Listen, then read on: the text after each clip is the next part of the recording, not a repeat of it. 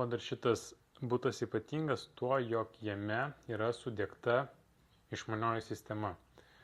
Visą butą galite valdyti garsu ar specialiu namų kubeliu, kurį suprogramavus galite apvertus padaryti, jog atsidarytų užuolaidos.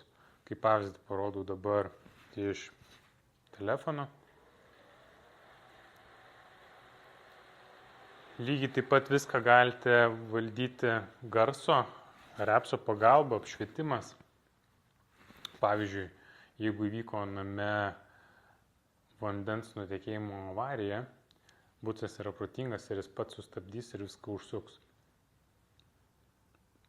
Einate į kiekvienas patalpas, kiekviena patalpa reaguoja jūs ir apšvietimas įsijungia įėjus į jas. Apie baldus. Šis stalas antikvarinis, kėdės taip pat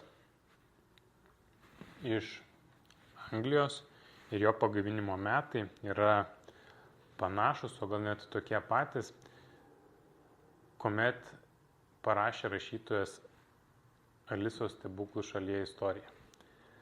Turime ir daugiau antikvarinių baldų, tai nėra tik šis, vėliau eisime, pabandysiu juos parodyti.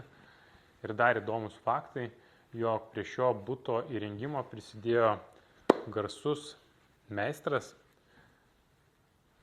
jo simboliai yra visame bute.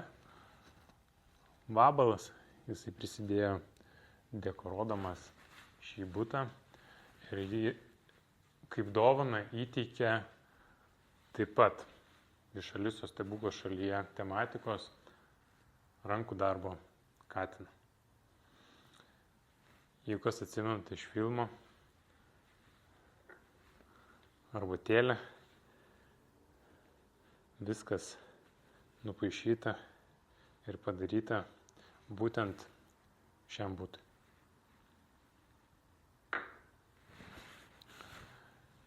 Kvadratų 95 ir turime miegamą patalpą. Viršuje taip pat gali būti miegamas vaiko kambarys, žaidimo, drabužinė, ar irgi lygiai taip pat gali būti kambarys ir darbo erdvė.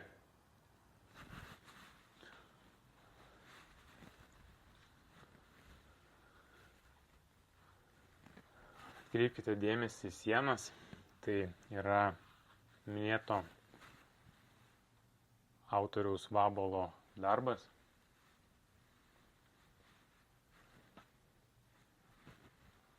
Apšvietimai. Kiekviena detalė, niekur nenupirksite jų. Jos buvo specialiai daromos būtent šiam butui. Tokio šviestuvo niekur nenupirksite. Tai vyktų tai, ką jūs matote, dirbo stipri, didelė komanda ir užtruko beveik 4 metus. Už šitos lovos mes turime drabužinę.